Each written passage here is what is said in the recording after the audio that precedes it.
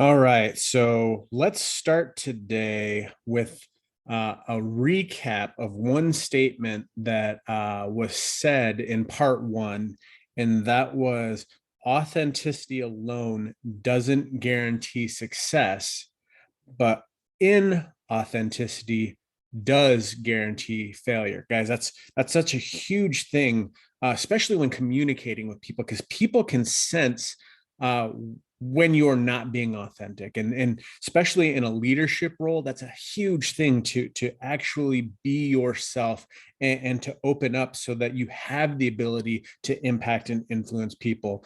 And then from there, the conversation switched over to being rejection proof. And it's not exactly being rejection proof, but when we change our relationship with rejection, we change our entire lives. We talk about the rejection challenge that Jai Jai does.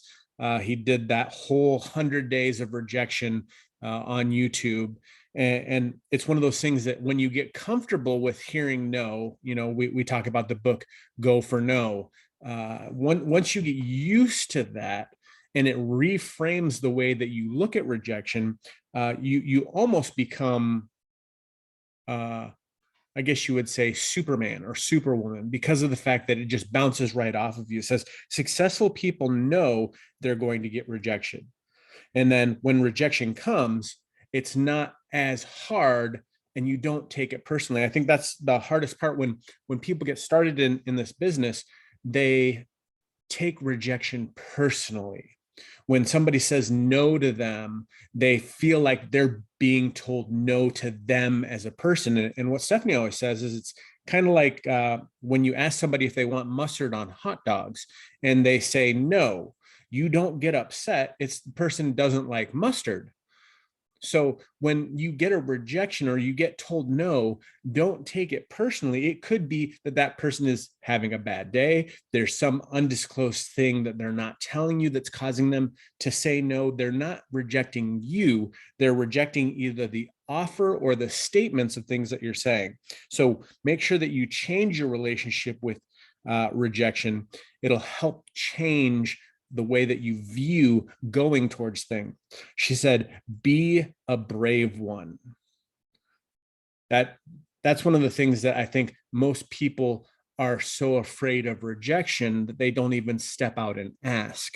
So she said, put on your armor of braveness and be the brave one. This is one of those things.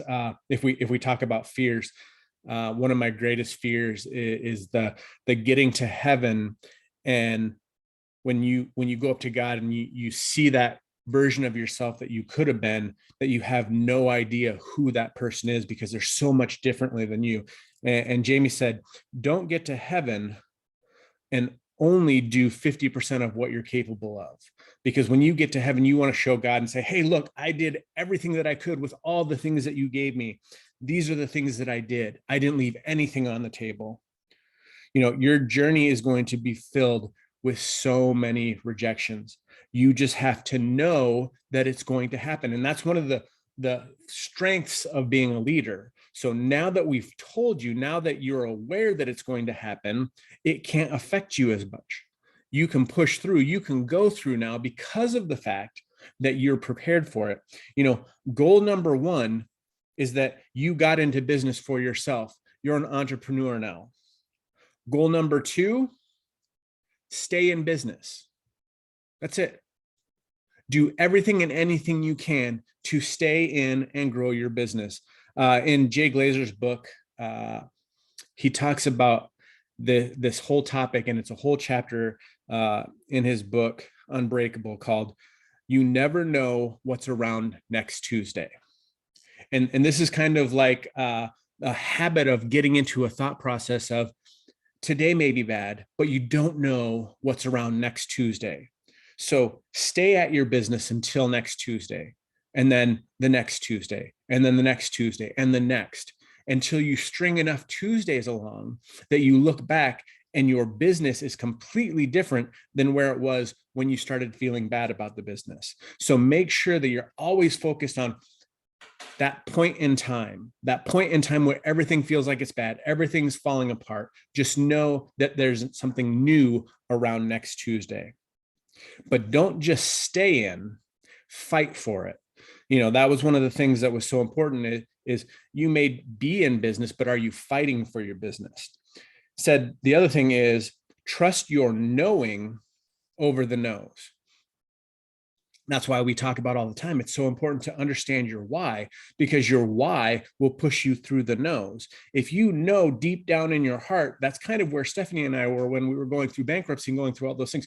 We knew God created us for so much more, that it was only a point in time. It wasn't who we are. We were going to push through because we knew that God made us for more. And so if you're sitting there today and you just don't have that sense of knowing, you don't have that sense of why or a bigger purpose, pray for that. Pray for God to give you a knowing. The other thing is, how do you know if people that are giving you advice about your business are good or bad? And this is where they talk about building the muscle of intuition. As a leader, intuition is so important because not only does it help you get a sense of, the direction and the way things are supposed to go, but it also helps you to avoid pitfalls. One of the things that I love so much about this business is that the path is pretty much set for you. We can show you the stuff that we had to step over and to get across in order to get to the line. For you, we can point out those things for you to avoid. It makes it so much easier. But at the same time, you have to start feeling and knowing your gut and making decisions based on that. It says you need to know to learn to trust yourself. Once you trust yourself, it's amazing the things that you'll be able to do because you won't be second guessing.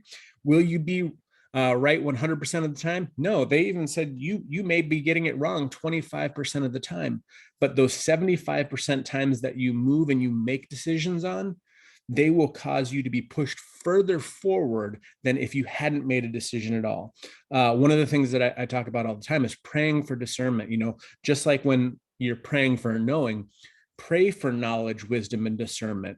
That helps build that portion of you, that intuition muscle. The Holy Spirit comes in and speaks to you and reveals things to you. It says true leaders have a strong intuition and they have novel ideas because they go out and they do things that nobody does.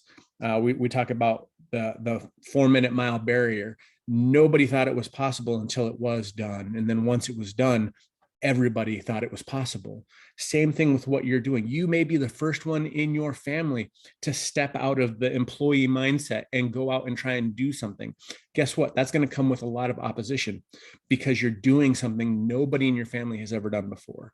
So you want to be the one that steps out, does something different, and creates the success. She says, more than ever, people need to know why they're doing what they're doing. That's why she talks about we're in the great resignation. It's because people have been in jobs for so long that they've lost the feeling or the understanding of why they're doing what they're doing. So they try and take that to a different spot. So if you're in a spot right now where you don't know the direction that you need to go in, you need to take a long, hard look at why you're doing it. Why are you doing things? And when you figure that out, the converse to that is don't use that as your excuse to not do what you're doing. We've heard that quite a bit.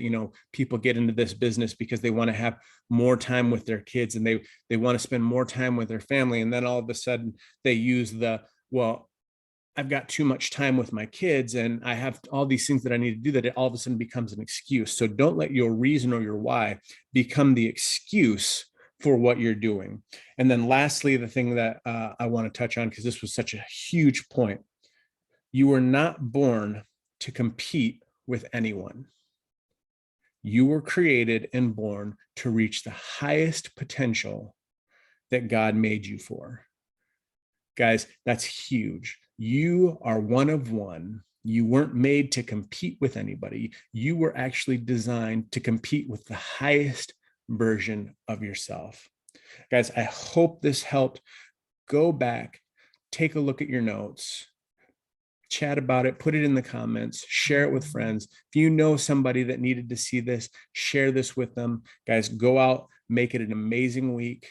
And I hope your day is as awesome as you are. See you again soon.